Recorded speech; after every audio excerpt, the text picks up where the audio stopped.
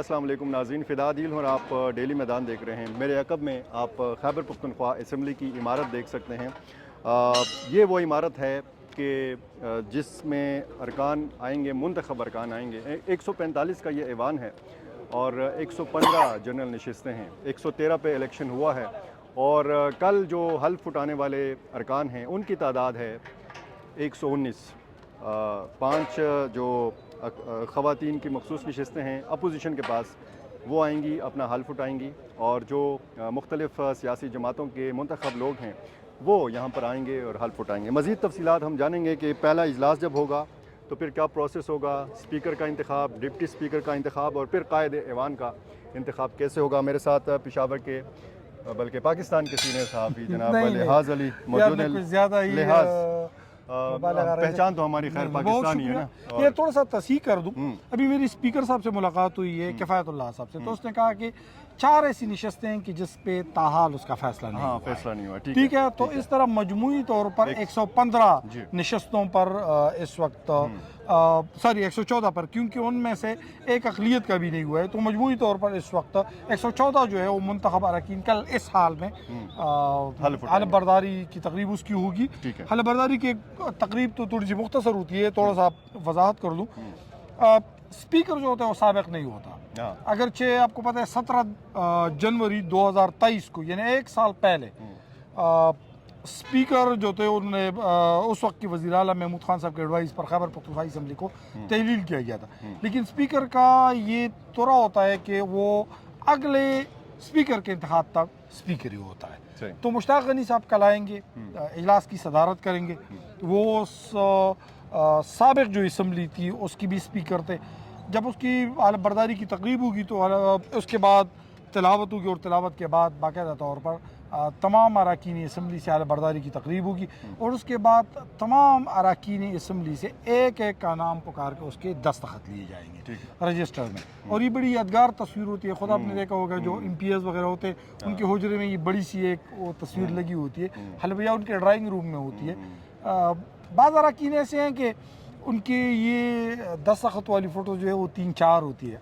مشتاق غنی صاحب کی 3-4 فوٹوز ہیں، اس طرح درانی صاحب کی چونکہ اس وقت 4-5 فوٹوز ہیں۔ اس طرح تصویر کی اہمیت ہے، لیکن ہے یار بڑی، بلاول نے کہا ثناءاللہ راجہ پکچر ہوگا سا ہے نا، یس، لیکن بلاول افریدی تھوڑا سا تصحیح کر دیں تو یہ ہوگا۔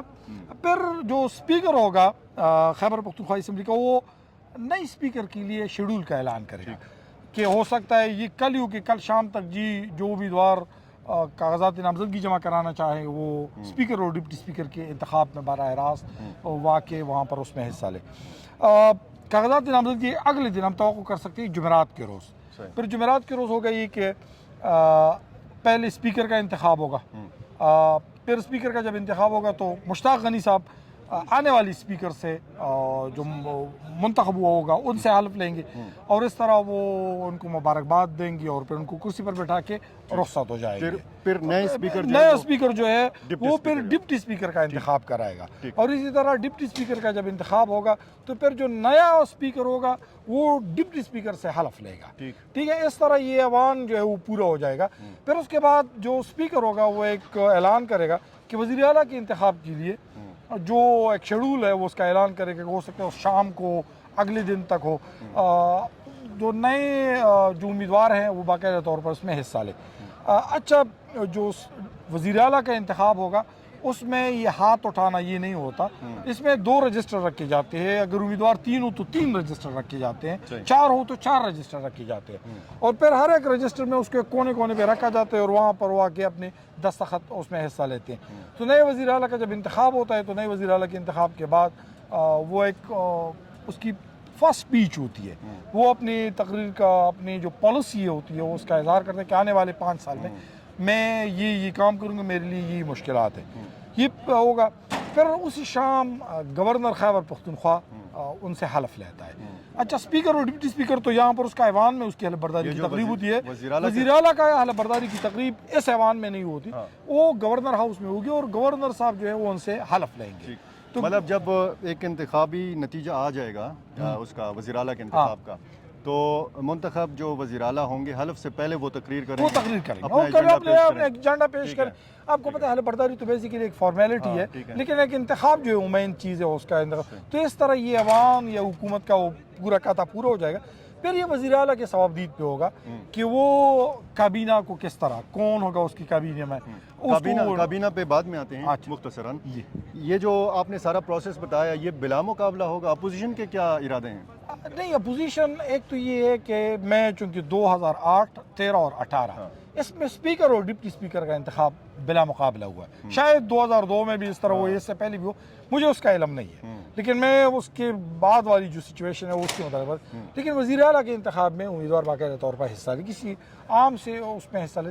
ابھی اس دفعہ پاکستان تحریک انصاف کو 3/4 اکثریت حاصل ہے، تو 3/4 میں تو کلیئر ہے کہ علی امین گنڈاپور صاحب جو ہے وہ نامزد کی گئے ہیں تو اسی کا انتخاب ہوگا، لیکن جو ورڈ بلا مقابلہ ہے اس سے اس کو ہٹائیں گے کہ نہیں مقابلہ کر کے وہ آیا ہوا ہے، ٹھیک ہے۔ تو ایک مقابلہ یہ جو علی امین صاحب ہیں یہ نہ پی ٹی آئی کے وزیر اعلیٰ ہوں گے، نہ سنی اتحاد کونسل کے وزیر اعلیٰ ہوں گے، یہ ذرا بتائیے گا۔ اچھا، 1985 میں یہاں سے ارباب جہانگیر وزیر اعلیٰ اس کا انتخاب ہوا، تو وہ بھی اس وقت غیر جماعتی انتخابات ہوئے تھے، اس طریقے سے ہوا تھا۔ اب تو آپ اندازہ لگا لیں کہ اس کی تقریباً 30 سال بعد یا 40 سال بعد پھر نئے وزیر اعلیٰ کا انتخاب ہوگا۔ اس وقت پاکستان تحریک انصاف کے 87 جو ایم پی ایز ہے انہوں نے سنی اتحاد کونسل میں باقاعدہ طور پر شمولیت کی ہے۔ اب سنی اتحاد کونسل میں علی امین گنڈاپور صاحب اس میں نہیں ہے، اور علی امین گنڈاپور صاحب اس لیے نہیں ہے کیونکہ پارٹی جو ہے وہ مارچ میں انٹرا پارٹی الیکشن کرانی جا رہی ہے، اور وہ پارٹی کا متوقع صوبائی صدر بھی ہے، تو جو پارٹی کا مطلب تو وہ سنی اتحاد کونسل والا بندہ کیسے وہاں پہ جا سکتا ہے، تو جو قانونی پیچیدگی ہے کہ ان کے خلاف کوئی شکایت نہ ہو، اس طرح ہی کا تھا ختم ہو جائے گا، تو اس کا انتخاب بحیثیت پارٹی صدر بھی ہوگا، اس میں بھی اس کا اور انتخاب وہ جو ایک پی ٹی آئی کا پرانا ایک فارمولہ ہوتا تھا کہ جس کے پاس حکومتی عہدہ ہوگا اس کے پاس پارٹی کا عہدہ نہیں ہوگا، نہیں، یہ ہوا نہیں تھا۔ خود آپ کو پتہ ہے کہ پرویز خٹک صاحب جو تھے وہ پارٹی کے صدر بھی تھے اور ان کے پاس وزارت دفاع کا عہدہ بھی تھا، اور یہ اس طرح کا کچھ ہے نہیں۔ ہاں بعض پارٹیوں میں اس طرح ہے، فار ایگزامپل جماعت اسلامی میں اس طرح ہوتا ہے کہ اگر آپ سراج الحق صاحب جو تھے آپ کو پتہ ہے کہ وہ صوبائی وزیر خزانہ تھے، تو جب ان کا انتخاب بحیثیت پارٹی کی صوبائی صدر ہو تو انہوں نے اپنے عہدے سے استعفیٰ دیا تھا، بعد میں آپ کو پتہ ہے اس کو مرکزی عمارت کے لیے منتخب کیا گیا تو اس نے بھی اس عہدے سے استعفیٰ دیا۔ امیر مقام صاحب کے چھوٹے بھائی ڈاکٹر عباد صاحب کے حوالے سے سننے میں آ رہا ہے کہ وہ اپوزیشن لیڈر ہوں گے یا اکرم درانی؟ ہاں، یہ اس وقت 9 اراکین ہیں جے وائی کے، 9 اراکین جو ہے وہ مسلم لیگ کے، لیکن اس وقت پاکستان پیپل پارٹی جو ہے وہ مسلم لیگ والی سائڈ پہ ہے۔ اچھا، تو جب وہ اس سائڈ پہ ہو جائے گی تو اپوزیشن ایک دم اس کی ہو جائے گی، تو توقع ہے، یہ فیصلہ نہیں ہوا ہے لیکن توقع ہے کہ ڈاکٹر عباد اللہ جو ہے وہ یہاں پر خیبر پختونخوا میں پہلی مرتبہ رکن صوبائی اسمبلی بن رہے ہیں۔ اس سے پہلے وہ 2013 اور 2018 میں رکن قومی اسمبلی میں انتخاب ہوئے تھے، اور جو شہباز شریف صاحب کی لمبی والی 88 رکنی کابینہ تھی اس میں اس کو بھی معاونی خصوصی نامزد کیا گیا تھا۔ تو اس وقت ڈاکٹر عباد صاحب جو ہے وہ توقع کی جا رہی ہے کہ اگر پیپل پارٹی نے اس سائڈ پہ فیصلہ کیا تو یہ ہوگا۔ ہاں، یہ بھی ہو سکتا ہے کہ افہام و تفہیم سے ہو، لیکن اپوزیشن بھی بڑا مضبوط عہدہ ہوتا ہے۔ اب لوگ اب کہیں گے کہ اپوزیشن کا کیا کام کرنا ہے۔ ایک تو یہ کہ جو برٹش پارلیمانی نظام ہوتا ہے اس میں اسپیکر کے دائیں سائڈ پر جو لوگ بیٹھے ہوتے ہیں وہ حکومت کے ہوتے ہیں، بائیں سائڈ پر جو ہوتے ہیں وہ اپوزیشن کے ہوتے ہیں، اور یہی وجہ سے یہ دائیں بازو اور بائیں بازو والا جو کانسیپٹ ہے پولیٹیکل سائنس میں یہ آیا ہے۔ اب جو بائیں بازو میں ہوں گے وہ ٹاپ پہ اپوزیشن لیڈر، اپوزیشن لیڈر جو آنے والا متوقع خیبر پختونخوا کا نگران وزیر اعلیٰ ہوگا، یا اس طرح اور کئی نام ہوں گے اس طرح، یا وزیر اعلیٰ سے براہ راست مذاکرات کرنے ہوتے ہیں۔ ڈاکٹر عباد صاحب بڑے سلجھے ہوئے بندے ہیں، خود آپ سے ان سے ملی بھی ہوں گے، پارلیمنٹیرین رہ چکے ہیں، جوشیلی اس طریقے سے نہیں ہے، طریقے سے بات کرنے کے عادی ہیں، تو توقع ہے کہ وہ ہوگے، لیکن بڑا مشکل اس لیے ہوگا کہ اکرم درانی صاحب جو ہے وہ اگر نہ بنے، کیونکہ آپ کو پتہ ہے اکرم درانی صاحب 2008 میں بھی یہاں پر اپوزیشن کی لیڈر تھے، پھر آپ کو پتہ ہے 2018 میں بھی وہ اپوزیشن کی لیڈر تھے، تو 2 دفعہ اپوزیشن لیڈر رہ چکے ہیں۔ ان کے ہوتے ہوئے ایک نوجوان جو ہے وہ آئے گا اور اپوزیشن لیڈر کرے گا، لیکن خیر یہ تو آپ کو پتہ ہے پارلیمانی نظام میں جس کی اکثریت ہوتی ہے اس کے متعلق فیصلہ کیا جاتا ہے۔ 89 یہاں پہ رجسٹریشن ہوئی ہے نئے لوگوں کی، جی، مطلب نئے لوگ اتنے زیادہ منتخب ہوئے ہیں؟ 89 नहीं होंगे मेरा ख्याल है। नहीं 89 जो मैंने उस लंच को काउंट किया था हाँ। या तो 67 है या 68 है। अच्छा, इतने नए लोग इतने हैं। नए चेहरे हैं। ठीक, ये 89 फिर वो तादाद है कि जो पुराने भी आ रहे हैं और नहीं नए मैं भी। तो हाँ ये होंगे एक और बदल। फॉर एग्जांपल अदनान वजीर साहब आए हैं बनू से। बिल्कुल बिल्कुल। तो अदनान वजीर साहब जो थे वो पहले 2008 से 2013 तक थे, लेकिन 2013 और 2018 में वो नहीं थे, इसलिए वो एक नया चेहरा है।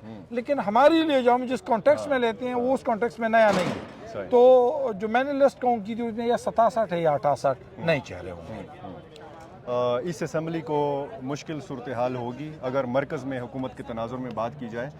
मामला तो ज़ाहिर है कि हुकूमत का, सूबाई हुकूमत का और वफाकी हुकूमत का होगा, लेकिन ज़ाहिर है कि असम्बली को खैबर पख्तूनख्वा में हमेशा हमने एक जरगे के तौर पर देखा है। तो क्या ये इम्कान है कि ये पूरा एक जरगा बने, उसमें मुस्लिम लीग नून भी हो, पीपल्स पार्टी भी हो, अवामी नेशनल पार्टी? मुश्किल है। अच्छा, मुश्किल इसलिए है कि महमूद खान साहब के दौर में वो जितनी भी रिवायात वगैरह थी वो सब एक किस्म में वर्ड इस्तेमाल करूँगा पामाल की गई। पामाल की गई। एक तो पता है आपको गवर्नर से वो मिलती नहीं थी, गवर्नर हाउस में हेलीकॉप्टर उतरता था वो उससे मिलती नहीं थे। तो जो पॉलिटिक्स होगी वो पोलराइज्ड होगी, यानी एक एक कोने पे खड़ा होगा, दूसरे कोने पे खड़ा। दूसरी बात ये कि अलीमीन गंडापुर साहब मकबूल भी है अपने इलाके में, लेकिन he is not a statesman जैसे हम कह सकते हैं। जो चीज़ों को बनाना हुकूमती सतह पर उस तरह को वो जानते हो, वो शायद हाल को भी खैबर पख्तूनख्वा असेंबली हाल को भी बतौर जलसागाह उसका वो उस तरीके से चलाए। तो ये मुश्किल होगा। ये एक लॉन्चिंग पैड होगी खैबर पख्तूनख्वा वफाक के खिलाफ। पाकिस्तान तहरीक इंसाफ इसको भरपूर इसका इस्तेमाल करेगी। पाकिस्तान खुद आपको पता है कि ये उसके लिए पाकिस्तान तहरीक इंसाफ के लिए सबसे महफूज तरीन किला है इस वक्त खैबर पख्तूनख्वा असेंबली। तो खैबर पख्तूनख्वा असेंबली होगी, उसका इस्तेमाल किया जाएगा, लेकिन इससे नुकसान सूबे को होगा। आपको इकनॉमिक कोऑर्डिनेशन कमेटी में बैठना होता है, आपको CCI में पर बैठना होता है, आपको दीगर फोरम्स पर वफाक के साथ बैठना होता है। अगर आप वहाँ पर जो हम एक उर्दू का वर्ड है गाग, शहबाज शरीफ साहब तो बड़े गाग हैं, उनके साथ जरदारी साहब भी होंगे, तो यकीनन पाकिस्तान तहरीक इंसाफ को टफ टाइम देंगे।